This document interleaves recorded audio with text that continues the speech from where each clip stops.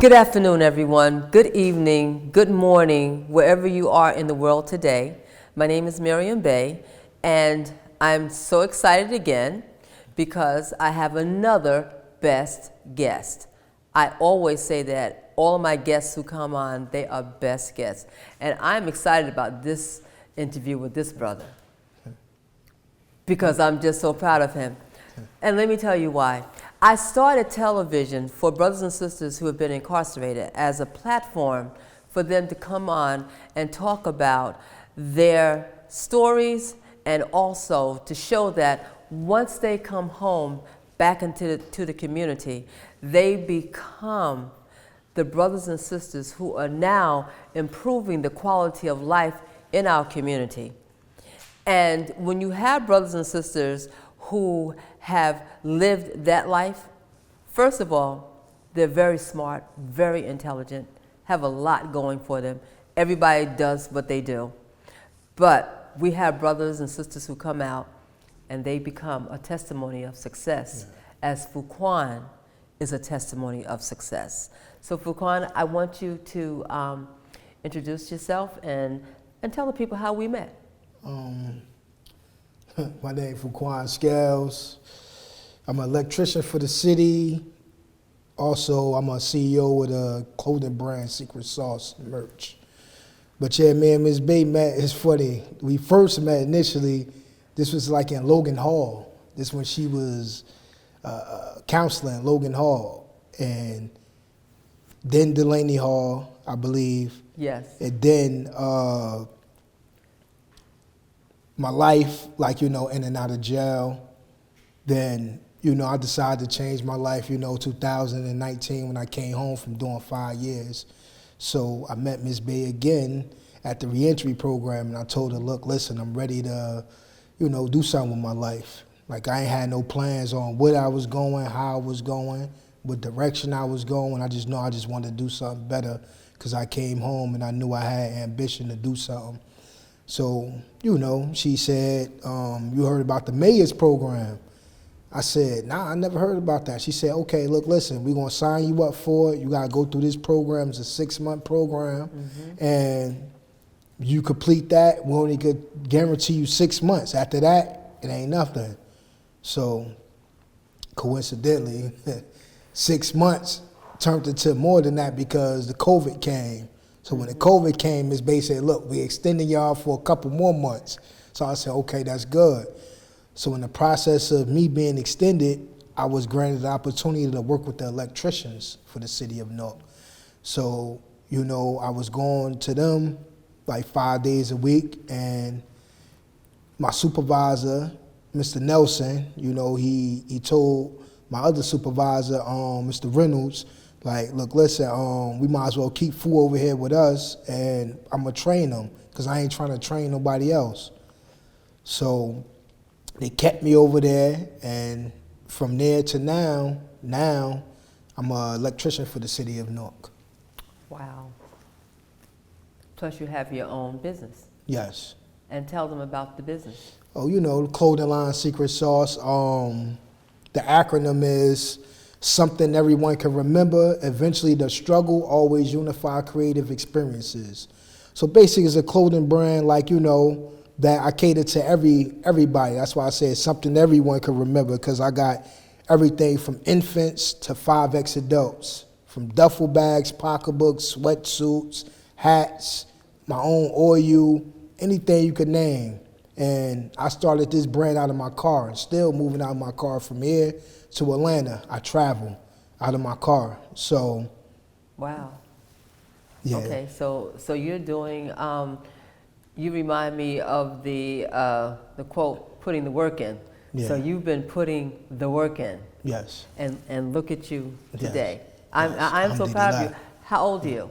I'm 37, just turned 37 October the 1st. Okay, and that just makes me feel so happy. And when I saw you, remember the day that we saw each other at Westside Park? Yes. I was buying a watermelon. Yes. And you saw me, you started calling me, and you told me everything. I was just so happy, to hear that. Because see, my attitude is that people do what they do, right? But then when they grow up, as you did, and you made the decision, I'm done, Yes. this is the result Yes. of what you're doing. And you're still young. You're 37 years old. Yes. And you got bigger things ahead of you, Yes. you know? Yeah. So that was one of the reasons why I wanted you to come on the show to, just tell people about when we decide to make a change in our lives, and you don't have to have gone to prison, Yes. because it's applicable to everyone. But since this is a show that started for brothers and sisters who were incarcerated, to talk about their vision, Yes. and to show how you can be here, but you can be there, Yeah. because everything is based on what you want, and you made the decision to change your life. And Yes. what made you do that? What made you say, I'm done? First and foremost, my Lord, I'm Muslim, so Allah, I made a promise to him, because 2014 when I got locked up, I lost everything.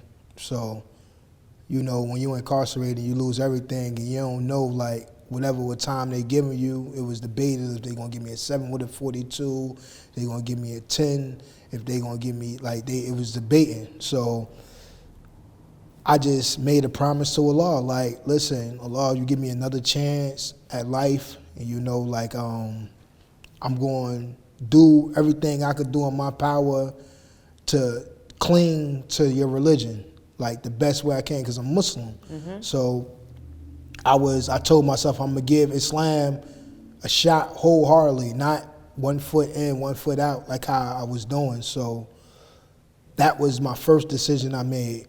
And the second decision I made, it was my children. I had 3 kids. So I was making promises to them, look, listen, this it.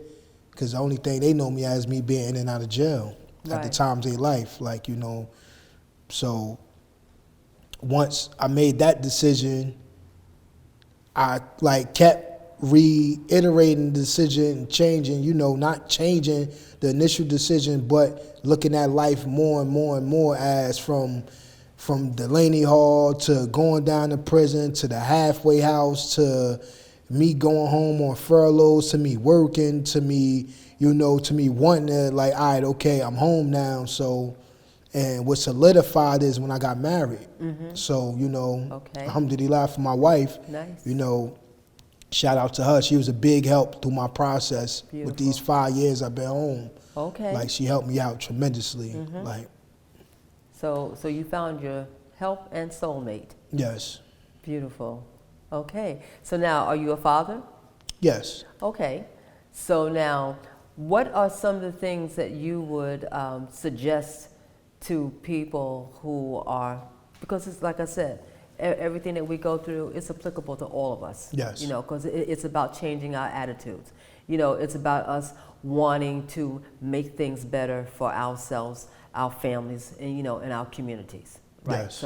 So we go through the process. It was a process that you went through. Yes. But you went through the process of becoming an electrician. Yes. And then starting your own business. Yes. Yeah. So what are some of the things that you would suggest to people to do? First, especially when they've been, they walked in your shoes. First and foremost, you got to have a higher power, because you have to believe in the Creator that because everybody gonna fail you when you depend on people. Even your parents, they fail you.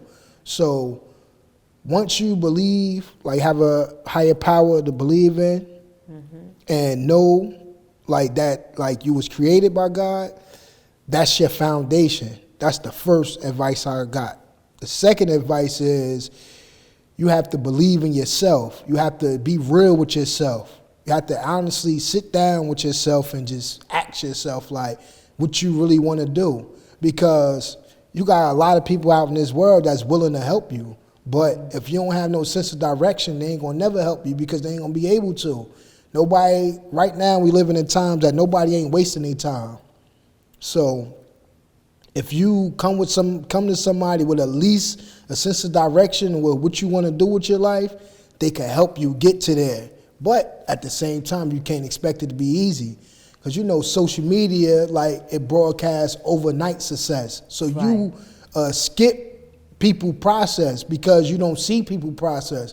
A person don't post their process. They can't post their process because it take a lifetime to look at somebody's life. You don't got time to do that. So you only got time to get a glimpse of what a person allow you to see. So what they allow you to see, it ain't the sweat, it ain't the blood, it ain't the failure, it ain't the not having, it ain't the depression, it ain't the setbacks, it ain't the people not believing in you. You don't see that. So they have to be honest with themselves first and foremost and understand that life ain't that easy. Anything you work hard for, you're going to appreciate it in the long run. And that is so true, because while we're going through the process of whatever it is that we're going through, and we get to that, we appreciate all those challenges that we went through, because it prepared us to be who we're supposed to be. Yeah. And you remind me of a quote by Bishop T.D. Jakes. One of the things he says is that they want my glory, not my story. They want all the good things, but they don't want to go through the story to get to it. You know? And you did all of those things. By the permission of God. That's right. And as you said, we have to have that base, that spiritual base. I believe that too. You know, because I know that God is my creator, and I know that I wouldn't be sitting here if it weren't for him. Regardless of all the stuff that I've gone through in my life. Because everything, I noticed in getting older, everything that I went through, it prepared me for me to do what I'm doing. You know? And so, and what happens with brothers and sisters who have turned their lives around and everything, you become what I call testimonies of success. I still don't believe that I'm at where I want to be at, but I'm grateful with the position I'm at. I'm very grateful, and I show gratitude to my Lord every day. So I'm grateful, but it's still more hurdles. There's still more things that need to be done. Exactly. No. And see, and you said you were 30. I'm 37 now. 37. Okay. So you're still young. You have a lot to look forward to. But look at what you're now bringing to the table, you know, as opposed to what you was bringing to the table before. So now you've grown up, you've got your base and everything. Because when you told me that you owned your business, I said, oh my God. You know, so that is really, really, really good. Now let me ask you this question. With your going through all that you've been through, how do you feel about yourself? I feel great. I feel great of everything I experienced in my life, you know. Like, you can't skip life. You can't. I needed to go through everything I needed to go through. And you needed to see me at where I was at until now. You get what I'm saying? Because change, like, you know, for the better is a process. And we as people, we always tend to look for gratification, glorification as from people, but you just gotta be real with yourself and happy with yourself. And I'm happy where I'm at now with myself. Like, I don't need nobody to praise me. You hear me? I love that. I don't need nobody to tell me that, you know, I appreciate it when they say, look, they proud of me of the man I became. You hear me? But on top of that, it ain't like I'm looking forward to that, because I look forward to how I can help. You get what I'm saying? That's what I do about my day. Like, see how I can help either the youth or my elders, because that's where I get most of my information from, is from the elders, the people that I learn now, like, this is what y'all experienced. This is what y'all been through. Exactly. And that's part of getting the wisdom, and that's what we're supposed to do. We're supposed to share that to help you to go through what you're becoming. Yes. Now let me ask you this question. Okay. With everything that has gone on, are you ashamed of anything, or do you look at it as this is just a learning experience because you were younger, when all this happened? I'm not really ashamed because like I was naive. Okay. I was like ignorant to what I wanted to do with my life. And so I don't feel ashamed. I feel as though that I'm still striving to be better. That's why I say I'm not where I'm at, where I want to be at, because, when you spend time away from your children, and to everybody else, I'm secret sauce. To everybody else, I'm an electrician. To everybody else, I'm who I am. But to my children, I'm just their dad. Your dad. I'm not what everybody else. That's right. You get what I'm saying? So That's right. me now, I'm learning how to become a better father. You get what I'm saying? And a better husband. You hear me? Because it's like a lot of these things in our community ain't taught. Like nobody don't really glorify being a great father. Thank you. Nobody don't glorify being a great husband. Everybody glorify being what somebody else think that's cool. Mm-hmm. And that's the reason why a lot of our youth is, in the positions they in now, because it ain't nobody to really look up to. They look up to people that they can't even see or touch or hug. Right. And it's people through social media. They look up to their lifestyles and thinking that they get their advice and they get their ways and they get their understanding of life from them, and not understanding that they ain't even living the life that they portraying. Right. So when you get somebody that's really trying to show them, that ain't good enough for them. Right. So I'm trying to help my children understand, look, listen, I'm here, but at the same time, like, tomorrow ain't promised to everybody. Mm-hmm. And that's what the youth think. Like, it's tomorrow promised to them. Right. Thinking that you gonna be here today. You could, like, God could call you back tomorrow. Right. And all the wisdom that you got, that they didn't absorb from you, it's their fault. Right. Because you took it in your grave with you. Right. So that's what I'm trying to teach my children. Like, I experienced this, I did that. I've been your age before. You've never been my age. Right. So I've been your age for a reason. So that's my best advice to the youth. Take advantage of the people that's doing great out here, like, in a positive way, because they have a story, and try to absorb everything you could absorb out of them, especially the ones that's willing to give it to you. Yeah. Now, that you got people out here that's trying to use them. Now, that's something different. But the ones that ain't trying to use the youth, they should, like, gravitate to them and absorb whatever they could absorb, because you don't know when the person gonna be here, or the person ain't gonna have enough time to even have time to show you anything. Right. Yes. Well, listening to you, you remind me, the word that comes to my mind is maturing. Yeah, I'm trying to. That's what you're doing. And stop saying trying. Yeah. Okay?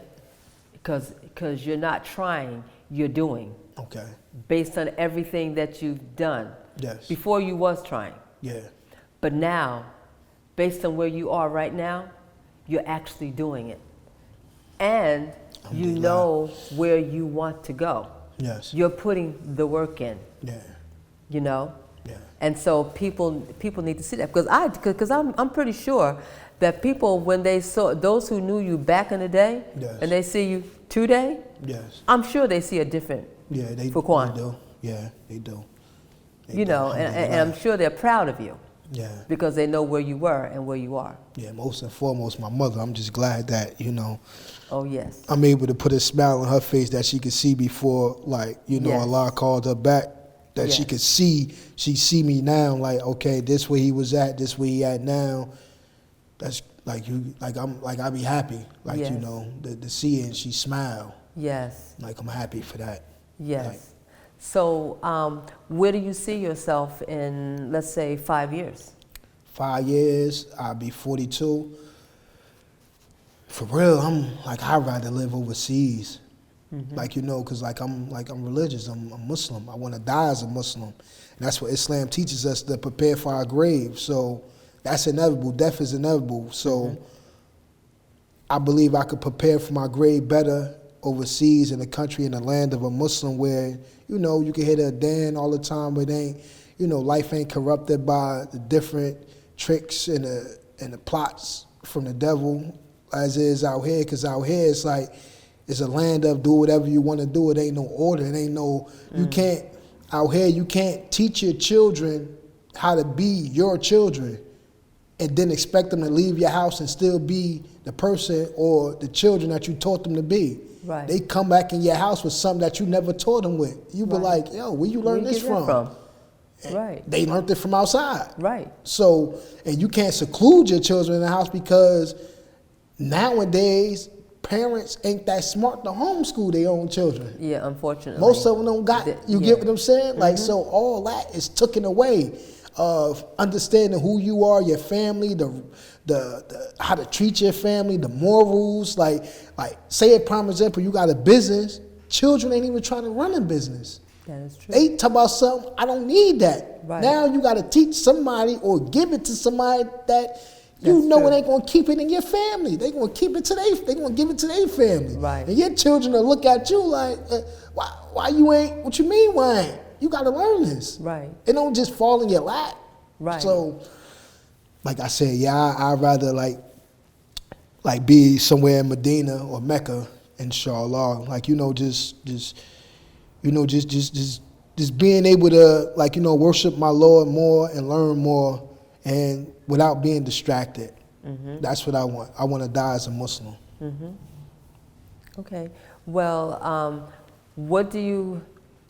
how do you feel about where you are right now? I feel like good. I'm grateful where I'm at right now because I came a long way. I knew I came a long way, and a wise person always reflect.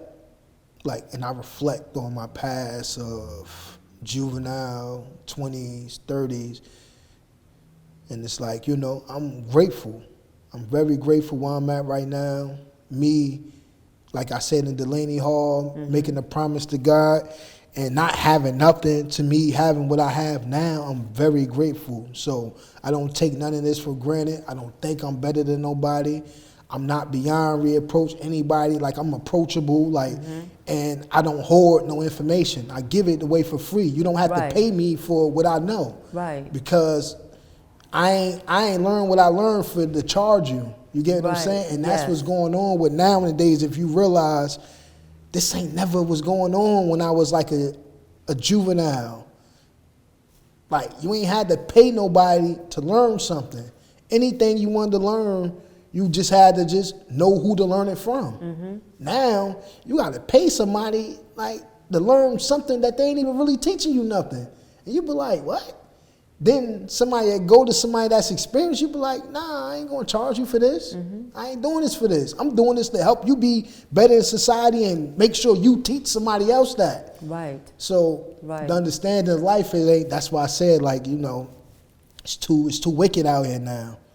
Well, I can relate to what you're saying because with me, I love giving information that is going to help to improve somebody's life. Yeah. Because I experienced so much in my life. Yeah. And the things that we experience in life, I believe that it's not for us, it's to help others. Yes. Because when as they're going through something, yes. And I always say growing through it, yeah. They need to hear someone encouraging them, yes. Or motivating them, yes. To let them know that there's greatness within them. Yes. And that whatever we go through, whatever it is that we're going to go through in life, it's going to be challenges. Yes. We're going to have issues. Yeah. The fact that we believe in our Creator, yeah. It don't mean that things ain't going to happen. Things yeah. Are still going to happen. Yeah. But the important thing is how you go through it. Yeah. That makes the difference. Yeah, and then who you touch. Yeah. Because your experience is going to help somebody else. Yes. I believe so. I hope so. I wanted to. I wouldn't want nobody to go through. That's a person that don't care about nobody. That want, especially when you know where you came from and seeing what you seen, and a lot of people ain't being alive, or a lot of people either life in jail, and it's I wouldn't want the youth to go through that. Yes. Like if I got the power to help, like I help. Because I wouldn't want nobody to experience that, because some people don't make it back. Especially what they saying, like they sanity. Like some people like they Right. like, you know, it's real. Mm-hmm. And you know, the youth like these drugs, you know. Like it's funny, right, how back in the day, growing up, people was like, yo, look, them drugs that you taking, like they wasn't like that when we was younger. And then now, like as you see it now, like it's like you like, wow. Like now you understand, like, yo, it's real. Right. And it's like it ain't getting no better. As you can see it, like it's like everybody like is functioning off drugs. Mm-hmm. Because it's difficult for them to deal with what's going on in life. Yeah. You know. And so that's drugs, sex, whatever it is, that's just an escape. Yeah. You know, Yeah. to help them to get through what they're going through. But reality still hit you in the face when Absolutely. you wake up. Yeah, when you wake up, it's still there. Still there. Exactly. So you want to keep burying yourself from it? Like you a fool. Right. But see, you have to remember, this society programs people to be that way, to think that way. Because I remember the first time I was laid off from my job, I had never been laid off from a job. Wow. The first time I was laid off from my job, I got depressed, you know. Yeah. And so I was told to go and see a therapist. So I go see the therapist. She gives me this test to take, you know, to answer questions and everything.